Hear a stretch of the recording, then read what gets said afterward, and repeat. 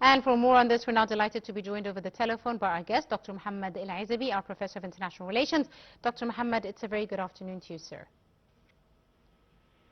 Good afternoon. Thank you very much, Doctor, for your time. Now, of course, today Egypt commemorates the 30th of June revolution. Of course, a very, very, very important time in Egyptian modern history, commemorating, embodying the will of Egyptians and their fight towards social justice and development. How do you see, of course, as we commemorate today the June 30th revolution, sir? First, thank you for having me. Thank you, Doctor. When discussing the achievements of Egypt over the past 13 years, it's important to understand that the 13th of June revolution represented not only a political turning point, but also the beginning of a comprehensive national development strategy.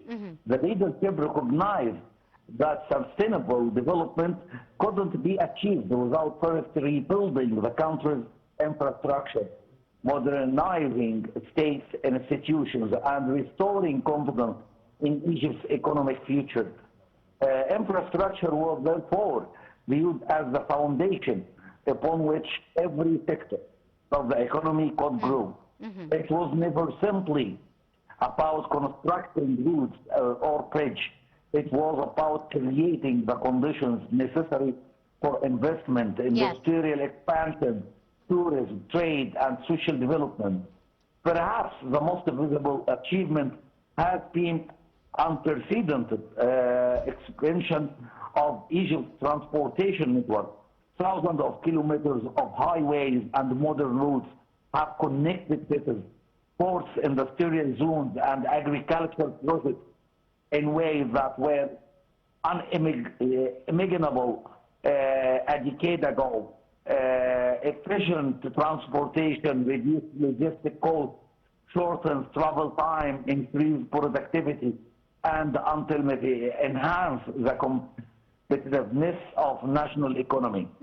Indeed. Another remarkable. Indeed, Dr. Mohamed, as you said, now after this revolution and the developments that ensued after the revolution has seen many development projects, like you mentioned, and national mega projects initiated by the state in order to, answer the call by the Egyptian citizens for development. Now, you mentioned several projects, of course, embarked upon by the state. Let's talk a bit about one of the major projects, which was the infrastructural development, as well as the development of housing and urban new cities. Well, if we talk about the new capital city, it is a dream. It is just a dream to have a modern city for government and to set Cairo free from a lot of crowded people that goes to ministries and government buildings. President Al-Fattah al-Sisi assured that we need a new strategy to rebuild our country. He started with a new South Canal, then moved to a new capital city, which is, we can consider it as a miracle. We saw a very recent and modern and technological buildings. The ministries there is very intelligent buildings. Everything turned to technical and we can say not only technical but technological buildings. We moved from as always we say and laugh, we turn it from Madame Afaf in the fourth floor and turn it to computerize everything in Egypt. So it is a great revolution also to make the new capital city. Absolutely, Doctor. And also moving to another important issue, which we've seen developments in, specifically the industrial sector, of course, all with the aim of creating job opportunities, of creating homemade products in order to increase exports, etc. How do you see the strides taken and the leaps taken with regards to developments in the industrial sector and the industrialization of Egypt, sir?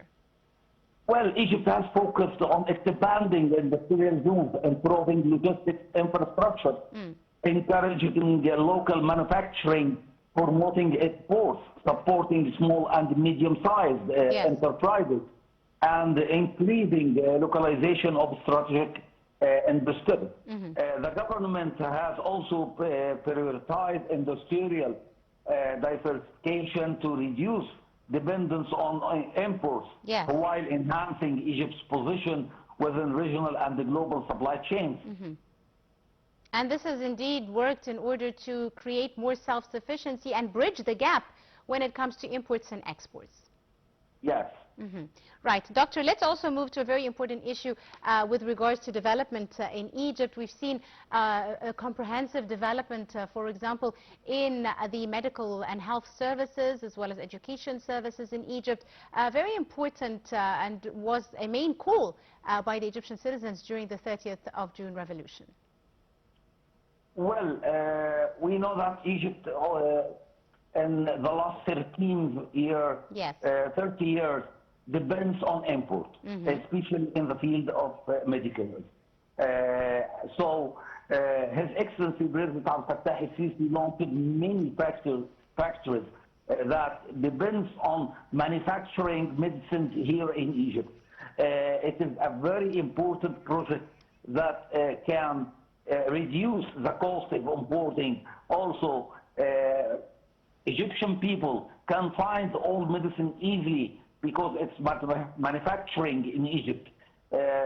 Also, Egypt make a cooperation between the greatest companies for medical industrials, and depends on now not only to import the materials from outside, but depends on to have the materials from inside Egypt. Absolutely. So it reduced the cost of manufacturing medicines, and it make all medicines,